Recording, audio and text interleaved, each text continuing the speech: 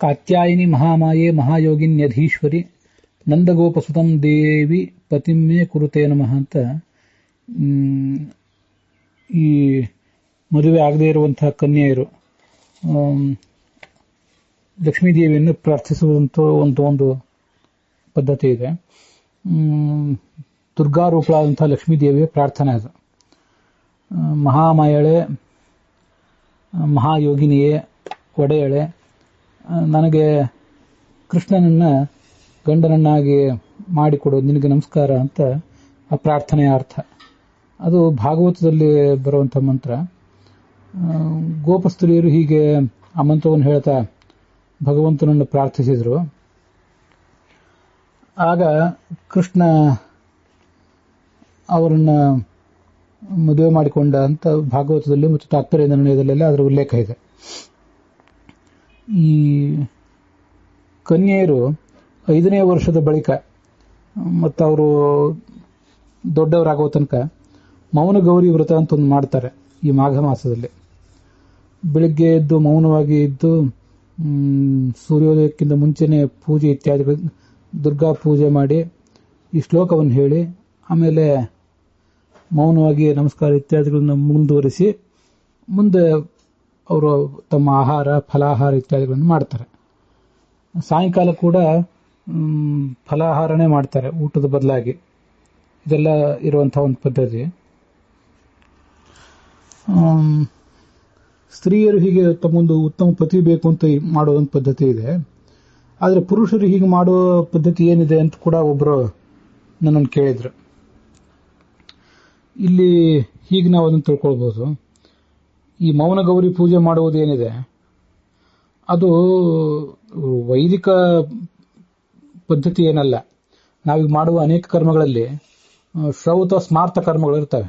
ಶ್ರೌತ ಕರ್ಮಗಳು ಅಂದರೆ ವೇದೋಕ್ತ ಕರ್ಮಗಳು, ಸ್ಮಾರ್ತ ಕರ್ಮಗಳು ಅಂದರೆ ಸ್ಮೃತಿ ಅಂದರೆ ಪೌರುಷೇಯ ಶಾಸ್ತ್ರಗಳು, ಅದರಲ್ಲಿ ಹೇಳಲ್ಪಟ್ಟಂಥ ಕರ್ಮಗಳು ಇರ್ತಿರ್ತವೆ. ಇದು ಈ ಮೌನ ಗೌರಿ ಕರ್ಮ ಏನಿದೆ, ಮೌನ ಗೌರಿ ವ್ರತ ಮೊದಲಾದದ್ದು, ಇದು ಶ್ರುತಿಯಲ್ಲಿ ಬಂದಿರುವಂಥದ್ದಲ್ಲ. ಪುರಾಣದಲ್ಲಿ ಎಲ್ಲಿಯಾದರೂ ಒಂದು ಕಡೆ ಬಂದಿರಬಹುದು. ಮತ್ತೆ ಪುರಾಣದಲ್ಲಿ ಬಂದಿರುವಂಥದ್ದು ಇದನ್ನು ವಿಧಿಸುವಂತಹ ಪುರಾಣ ಅದು ನಂಬಿಕೆಗೆ ಯೋಗ್ಯವಾದ ಪುರಾಣವೋ ಅದು ಅಲ್ಲವೋ ಅದನ್ನು ತೀರ್ಮಾನ ಮಾಡುವುದು ಕೂಡ ಒಂದು ಕಷ್ಟನೇ. ಅದರಿಂದ ತೀರಾ ಕಡ್ಡಾಯ ಅಂತೇನು ನಾವು ಇದನ್ನ ಭಾವಿಸಬೇಕಾಗಿಲ್ಲ. ಯಾವುದೋ ಒಂದು ಕಾಲದಲ್ಲಿ, ಯಾವುದೋ ಒಂದು ಕಾಲ ಹಂತದಲ್ಲಿ ಈ ವ್ರತ ಪ್ರಾರಂಭ ಕಂಡಿರಬೇಕು ಅಂತ ಅನಿಸ್ತದೆ. ಮತ್ತೆ ಪುರುಷರಿಗೆ ಯಾಕಿಲ್ಲ ಇಂಥದೊಂದು ಏನಾದರೂ ವ್ರತ ಅಂತ ಕೂಡ ಕೆಲವರು ಕೇಳಿದ್ದಾರೆ. ಅದೇ ನಾನು ಈ ಹಿಂದೆ ಏನು ಉತ್ತರ ಹೇಳಿದೆ ಆ ಉತ್ತರದಿಂದಲೇ ಈ ಉತ್ತರಕ್ಕೂ ಕೂಡ ಹೇಳಿದ ಉತ್ತರ ಕೊಟ್ಟಾಗಾಯಿತು. ಏಕೆಂದರೆ ಯಾವುದೋ ಒಂದು ಹಂತದಲ್ಲಿ ಮದುವೆ ಆಗುವುದು ಕಷ್ಟ ಒಬ್ಬ ಹುಡುಗಿಗೆ ಅಂತ ಅನಿಸಿದಾಗ ಯಾರೋ ಒಬ್ಬರು ವ್ರತ ಇದನ್ನು ಪ್ರಾರಂಭ ಮಾಡಿದ್ರೇನೋ. ಆದ್ದರಿಂದ ಅದು ಎಲ್ಲರಿಗೂ ಕಡ್ಡಾಯ ಅಲ್ಲ, ಎಲ್ಲ ಸ್ತ್ರೀಯರಿಗೂ ಕಡ್ಡಾಯನೇನಲ್ಲ, ಅದು ಮಾಡಲೇಬೇಕು ಅಂತ ಏನಿಲ್ಲ. ಅದರಿಂದ ಪುರುಷರಾದವರಿಗೂ ಕೂಡ ಇದನ್ನ ಯಾಕೆ ಇಂಥದೊಂದು ವ್ರತವನ್ನು ಯಾಕೆ ವಿಧಾನ ಮಾಡಿಲ್ಲ ಅನ್ನುವ ಪ್ರಶ್ನೆಗೂ ಕೂಡ ಹೆಚ್ಚಿನ ಅವಕಾಶ ಏನಿಲ್ಲ, ಹೆಚ್ಚಿನ ಅರ್ಥವೂ ಕೂಡ ಇಲ್ಲ. ನನಗೆ ಅನಿಸೋದಿದೆ ಈಗ ಏನು ಹುಡುಗಿಯರ ಸಂಖ್ಯೆ ಕಡಿಮೆಯಾಗಿ ಪುರುಷರಿಗೆ ಮದುವೆ ಮಾಡ್ಕೊಳ್ಳಿಕ್ಕೆ ಕನ್ಯೆಯರು ಸಿಗ್ತಾ ಇಲ್ಲ. ಇಂಥದೇ ಕಾಲ ಮುಂದುವರೆದ್ರೆ ಪುರುಷರು ಕೂಡ ಇಂಥದೇ ಯಾವುದಾದೊಂದು ವ್ರತವನ್ನು ಮಾಡುವಂಥ ಪ್ರಸಂಗ ಬರಬಹುದೇನೋ. ಮತ್ತೆ ಪುರುಷರಿಗೂ ಕೂಡ ಪಾರ್ವತೀ ದೇವಿಯನ್ನ ಪ್ರಾರ್ಥಿಸುವಂಥ ಒಂದು ಶ್ಲೋಕ ಈ ಕೆಲವು ಗ್ರಂಥಗಳಲ್ಲಿ ಕಂಡು ಬರ್ತದೆ. ಪತ್ನೀಂ ಮನೋರಮಾಂ ದೇಹಿ ಮನೋವೃತ್ತಾನುಸಾರಿಣೀಂ ತಾರಿಣೀಂ ದುಃಖ ಸಂಸಾರ ಸಾಗರಸ್ಯ ಕುಲೋದ್ಭವಾಂ ಸರ್ವಮಂಗಲ ಮಾಂಗಲ್ಯೆ ಶಿವೆ ಸರ್ವಾರ್ಥ ಸಾಧಿಕೆ ಶರಣ್ಯೆ ತ್ರಂಬಕೆ ದೇವಿ ನಾರಾಯಣಿ ನಮೋಸ್ತುತೆ. ನನ್ನ ಮನಸ್ಸನ್ನು ಅರಿತು ನಡೆಯುವಂಥ ಸುಂದರಿಯಾದಂಥ ಪತ್ನಿಯನ್ನು ನನಗೆ ಕೊಡು. ಅವಳು ದುಃಖ ಸಂಸಾರ ಸಾಗರಕ್ಕೆ, ದುಃಖದಿಂದ ಕೂಡದೆ ಈ ಸಂಸಾರ ಸಾಗರಕ್ಕೆ ತಾರಕಳಾಗಿರಬೇಕು. ಶ್ರೇಷ್ಠ ಕುಲದಲ್ಲಿ ಹುಟ್ಟಿದಂಥವಳಾಗಿರಬೇಕು. ಸರ್ವಮಂಗಲ ಮಾಂಗಲ್ಯ, ಎಲ್ಲಾ ಮಂಗಳಗಳಿಗೂ ಮಂಗಲ ಸ್ವರೂಪಳಾದವಳೆ, ಸರ್ವಾರ್ಥ ಸಾಧಕಳಾದವಳೆ. ತ್ರಂಬಕೆ, ತ್ರಂಬಕ ಅಂದ್ರೆ ಶಿವ, ಅವನ ಪತ್ನಿಯಾದ ಪಾರ್ವತಿಯೇ ಅಥವಾ ಲಕ್ಷ್ಮೀದೇವಿಯೇ. ಶರಣ್ಯೆ, ಶರಣಾಗತ ರಕ್ಷಕಳೆ, ನಾರಾಯಣಿ ನಮೋಸ್ತುತೆ ಅಂತ. ಮತ್ತೆ ಇದು ವರ ಆದವನು ಹೇಳಬೇಕಾದ ಶ್ಲೋಕ. ವಧುವಾದವನು ಹೇಳಬೇಕಾದ ಶ್ಲೋಕವನ್ನು ಕಾತ್ಯಾಯಿನಿ ಮಹಾಮಾಯಿ ಅಂತ ಈಗಾಗಲೇ ನೋಡಿದ್ದೀವಿ. ವಿವಾಹ ಪ್ರತಿಬಂಧಕ ಇರುವಂತಹ ದೋಷದ ಪರಿಹಾರಕ್ಕಾಗಿ, ಶೀಘ್ರ ಕಲ್ಯಾಣ ಸಿದ್ಧಿಗಾಗಿ ಇಬ್ಬರೂ ಹೇಳಬಹುದಾದಂತಹ ಒಂದು ಸ್ವಯಂವರ ಪಾರ್ವತಿ ಮಂತ್ರ ಅಂತ ಕಂಡು ಬರ್ತದೆ. ಬಾಲಾರ್ಕಾಯುತ ಸುಪ್ರಭಾಂ ಕರತಲೆಯ ಲೋಲಂಬ ಮಾಲಾಕುಲಾಂ ಮಾಲಾಂ ಸಂದಧತೀಂ ಮನೋಹರತನುಂ ಮಂದಸ್ಮಿತೋದ್ಯನ್ಮುಖೀಂ ಮಂದಂ ಮಂದಮುಪೇಯುಷೀಂ ವರಯಿತುಂ ಶಂಭುಂ ಜಗನ್ಮೋಹಿನೀಂ ವಂದೇತಾಂ ಸುಮುನೀಂದ್ರ ವಂದಿತ ಪದಾಂ ಇಷ್ಟಾರ್ಥದಾಂ ಪಾರ್ವತೀಂ. ಬಾಲಸೂರ್ಯನಂತೆ ಕಂಗೊಳಿಸ್ತಾ ಇರುವಂಥ, ಕೈಯಲ್ಲಿ ಮಾಲೆಯನ್ನು ಹಿಡಿದಿರುವಂಥ, ಸುಂದರ ಆಕಾರವುಳ್ಳಂಥ, ಮುಗುಳು ನಗೆ ಉಳ್ಳಂಥ ಪಾರ್ವತಿಯನ್ನು ನಾನು ಧ್ಯಾನಿಸ್ತೇನೆ. ಅವಳು ಶಂಭುವನ್ನ, ಶಿವನನ್ನ ಒರೆಸಲಿಕ್ಕಾಗಿ ಮೆಲ್ಲ ಮೆಲ್ಲನೆ ಹೆಜ್ಜೆ ಇಟ್ಟು ಬರ್ತಾ ಇದ್ದಾಳೆ. ಎಲ್ಲ ಮುನಿಗಳು ಆಕೆಯನ್ನು ಸ್ತುತಿಸ್ತಾರೆ ಅಂತ ಅದು ಒಂದು ಶ್ಲೋಕ. ಇದು ವಧುವರ ಇಬ್ರು ಕೂಡ ಹೇಳಬಹುದಾದಂತಹ ಒಂದು ಶ್ಲೋಕ. ಹೀಗೆ ಈ ಶ್ಲೋಕಗಳೆಲ್ಲ ಕಂಡು ಬರ್ತವೆ. ಆದರೆ ಯಾವುದೂ ಕೂಡ ಕಡ್ಡಾಯವೇನಲ್ಲ ಅಂತನ್ನೋದನ್ನು ನಾವು ಗಮನಿಸಬೇಕು. ಆದರೆ ಒಂದು ಸಂಸ್ಕೃತಿ ಇದೆ. ನಮ್ಮ ಎಲ್ಲಾ ಧರ್ಮಗಳು ಕೂಡ, ನಾವು ಮಾಡುವಂತಹ ಎಲ್ಲಾ ಧರ್ಮಗಳು ಕೂಡ ಕಡ್ಡಾಯ ಧರ್ಮಗಳಲ್ಲದೆ ಇರಬಹುದು. ಆದರೆ ಒಂದು ಸಂಸ್ಕೃತಿ ಇದೆ. ಆ ಸಂಸ್ಕೃತಿಯನ್ನ ಮುಂದುವರಿಸಿಕೊಂಡು ಹೋಗಬೇಕಾದದ್ದು ಕೂಡ ನಮ್ದೊಂದು ಕರ್ತವ್ಯನೇ. ಹಾಗೆ ಸಂಸ್ಕೃತಿ ಅನ್ನೋ ದೃಷ್ಟಿಯಿಂದ ಮೌನ ಗೌರಿ ವ್ರತ ಮೊದಲಾದನ್ನ ಮಾಡಬಹುದು, ಮಾಡಲಿಕ್ಕೆ ಏನು ತಪ್ಪಿಲ್ಲ. ತೀರಾ ಕಡ್ಡಾಯ ಏನಲ್ಲ ಅದು. ಇದು ನನ್ನ ಅಭಿಪ್ರಾಯ. ಅದ್ರ ಬಗ್ಗೆ ನೀವು ನಿಮ್ಮ ಅಭಿಪ್ರಾಯ ತಿಳಿಸಬೇಕು. ಮತ್ತೆ ಇಲ್ಲಿ ಒಂದು ಶ್ಲೋಕ, ನಾವೇನು ಶ್ಲೋಕ ಹೇಳ್ತೀವಲ್ಲ ಕಾತ್ಯಾಯಿನಿ ಮಹಾಮಾಯೆ ಅಂತ, ಆ ಶ್ಲೋಕದ ಬಗ್ಗೆ ನಮಗೊಂದು ಸ್ವಲ್ಪ ಗಮನ ಇರಬೇಕು. ಅದು ಕೆಲವು ಅಪ್ಸರ ಸ್ತ್ರೀಯರು ಲಕ್ಷ್ಮೀದೇವಿಯನ್ನು ಪ್ರಾರ್ಥಿಸಿದಂಥ ಶ್ಲೋಕ ಅದು. ಕಾತ್ಯಾಯಿನಿಯೇ, ಲಕ್ಷ್ಮೀದೇವಿಯೇ, ನೀವು ನನಗೆ ಪ್ರಸನ್ನಳಾಗಬೇಕು, ಮತ್ತೆ ನನಗೆ ನಂದಗೋಪನ ಮಗನಾದಂಥ ಕೃಷ್ಣ ಪತಿಯಾಗಬೇಕು, ಅದಕ್ಕೆ ಬೇಕಾದಂಥ ಆಶೀರ್ವಾದವನ್ನು ನೀನು ಮಾಡಬೇಕು ಅಂತ ಅವರೊಳ್ಳೆ ಕೇಳ್ಕೊಂಡದ್ದಿದೆ. ಈಗ ಆ ಭಾಗವತದಲ್ಲಿ ಬರುವಂತೆ ಆ ಅಪ್ಸರೆಯರ ಕಥೆ ಏನಿದೆ, ಅವರೆಲ್ಲ ಕೆಲವು ನಿರ್ದಿಷ್ಟ ವರ್ಗದ ಅಪ್ಸರೆಯರು. ಭಗವಂತನನ್ನ ಪತಿಯಂತನೇ ಪಡ್ಕೊಳ್ಳಿಕ್ಕಾಗಿ ಇದ್ದಂಥ ಕೆಲವರು ಅಪ್ಸರೆಯರು. ಆದ್ರಿಂದ ಅವರು ಈ ಥರದ ಪ್ರಾರ್ಥನೆಯನ್ನೇನಾದರೂ ಮಾಡಿದರೆ ಅದರಲ್ಲಿ ತಪ್ಪಿಲ್ಲ. ಆದರೆ ನಮಗೆ ಗೊತ್ತಿರಬೇಕಾದ ಸಂಗತಿ, ನಾವು ನಮ್ಮ ಸ್ತ್ರೀಯರೆಲ್ಲರೂ ಕೂಡ ಭಗವಂತನನ್ನು ನನಗೆ ಗಂಡನನ್ನಾಗಿ ಮಾಡಿಕೊಡುವಂತ ಪ್ರಾರ್ಥನೆ ಮಾಡೋದು ಶಾಸ್ತ್ರಕ್ಕೆ ವಿರುದ್ಧ ಆಗ್ತದೆ. ಯಾಕೆ?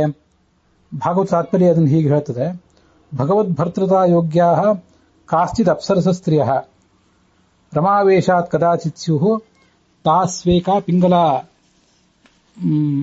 ಭವೇತ್ ತದನ್ಯಾಸಾಂ ಮಹಾನ್ ದೋಷಃ ಭಗವದ್ಭರ್ತೃತಾ ಸ್ಮೃತೌ. ಈ ಭಗವದ್ಭರ್ತೃತಾಯೋಗ್ಯಾ ಕಾಶ್ಚಿದ್ ಅಪ್ಸರಸ ಸ್ತ್ರೀಯ, ಕೆಲವೇ ಜನ ಅಪ್ಸರ ಸ್ತ್ರೀಯರು, ಊರ್ವಶಿಯೂ ಕೂಡ ಅದರಲ್ಲಿ ಇಲ್ಲ ಅನ್ನೋದನ್ನು ಗಮನಿಸಬೇಕು. ಆ ಅಪ್ಸರ ಸ್ತ್ರೀಯರು ಭಗವಂತನನ್ನೇ ಗಂಡ ಅಂತ ಉಪಾಸನೆ ಮಾಡುವಂತಹ ಒಂದು ವರ್ಗದವರಿದ್ದಾರೆ. ಅವರು ಈ ಸಂಸಾರಾವಸ್ಥೆಯಲ್ಲಿಯೂ ಮುಂದೆ ಮುಕ್ತಿಗೆ ಹೋದ ಬಳಿಕವೂ ಕೂಡ ಪರಮಾತ್ಮನನ್ನೇ ಅವರು ಗಂಡ ಅಂತ ಭಜಿಸ್ತಾರೆ. ಹಾಗೆ ಅವನ ಜೊತೆ ಅವರಿಗೆ ಸಂಬಂಧ ಇರ್ತದೆ.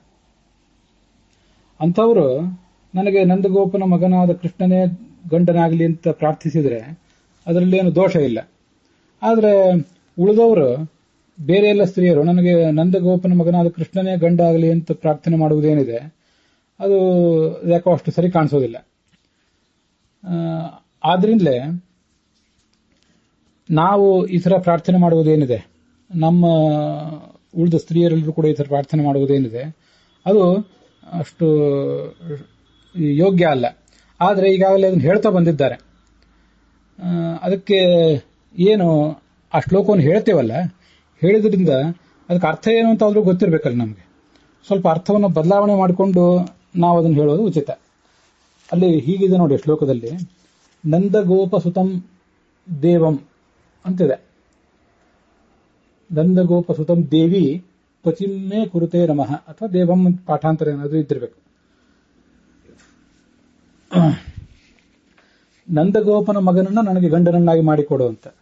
ಅಲ್ಲಿ ನಂದಗೋಪನ ಮಗನಾದ ಕೃಷ್ಣನ ಸನ್ನಿಧಾನವುಳ್ಳಂಥ ಗಂಡನನ್ನ ನನಗೆ ಮಾಡಿಕೊಡು ಅಂತ ಆ ಶ್ಲೋಕದ ಅರ್ಥ ಮಾಡಬೇಕು. ಒಬ್ಬರು ವಿದ್ವಾಂಸರ ಜೊತೆ ಚರ್ಚೆ ಮಾಡಿದೆ, ಅದು ಹೌದು ಅಂತ ಒಪ್ಕೊಂಡ್ರು ಅವರು.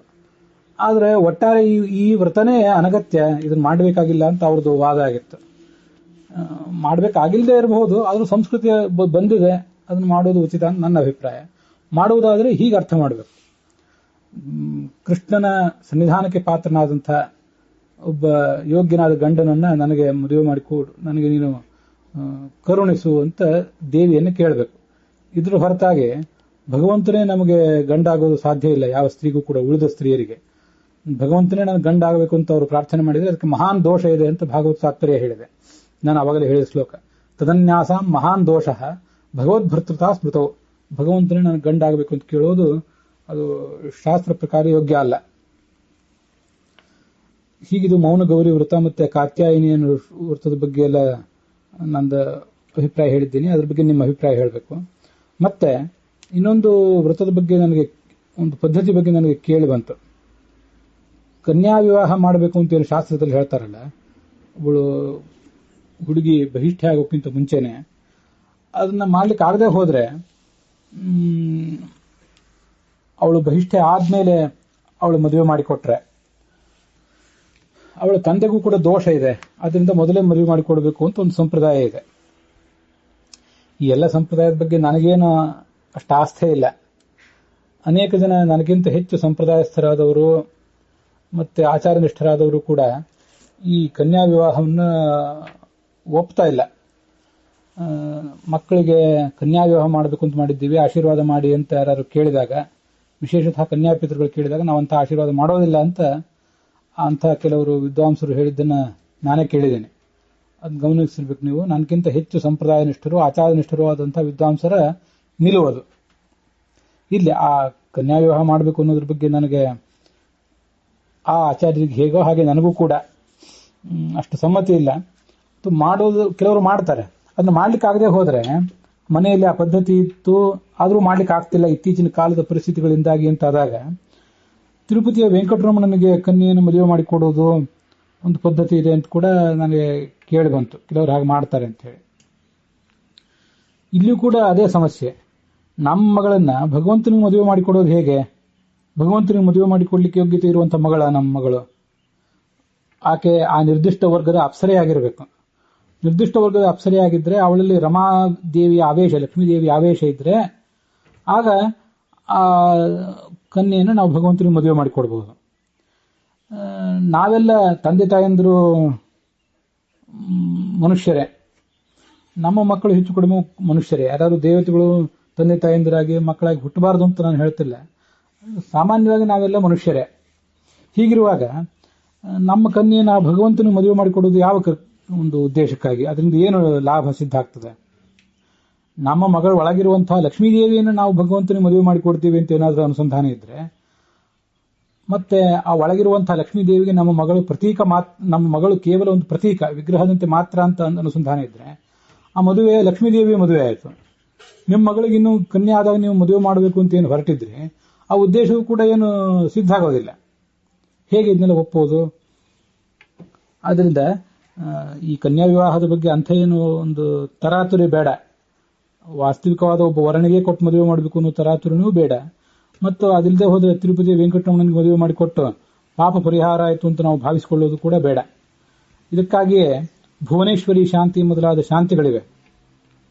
ಆ ಕನ್ಯೆ ತಂದೆ ಆದವನು ಅದನ್ನು ಮಾಡ್ತಾನೆ. ವಿವಾಹ ಆದ ಬಳಿಕ ಮಗಳು ದೊಡ್ಡವಳಾದ ಬಳಿಕನೇ ಅವಳನ್ನು ಮದುವೆ ಮಾಡಿಕೊಟ್ಟದ್ರಿಂದ ನನಗೇನು ದೋಷ ಬಂದಿತ್ತು, ಆ ದೋಷ ಪರಿಹಾರ ಕಾಣಲಿಕ್ಕಾಗಿ ನಾನು ಈ ಭುವನೇಶ್ವರಿ ಶಾಂತಿ ಮಾಡ್ತೀನಿ ಅಂತ ಹೇಳಿ ಮಾಡೋದೊಂದು ಹೋಮ ಇದೆ. ವಿವಾಹದ ಬಳಿಕ ಮಾಡ್ತಾರೆ. ಅದರಿಂದ ಆ ದೋಷ ಪರಿಹಾರಕ್ಕಾಗಿ ಅದಿರುವುದರಿಂದ ಈ ಭಗವಂತನ ಜೊತೆ ವಿವಾಹವನ್ನಾಗಲಿ ಮತ್ತಾರೋ ಒಬ್ಬ ವಾಸ್ತವಿಕ ವರನ ಜೊತೆ ಆಗಲಿ ಆ ಚಿಕ್ಕ ವಯಸ್ಸಿನಲ್ಲೇ ಮದುವೆ ಮಾಡೋದು ಅಷ್ಟು ಉಚಿತವಾಗಿ ಕಾಣಿಸೋದಿಲ್ಲ ನನಗೆ. ಇದ್ರ ಬಗ್ಗೆ ಸ್ಪಷ್ಟವಾಗಿ ನಿಮ್ಮ ಅಭಿಪ್ರಾಯಗಳನ್ನು ನೀವೆಲ್ಲರೂ ಕೂಡ ತಿಳಿಸಬೇಕು.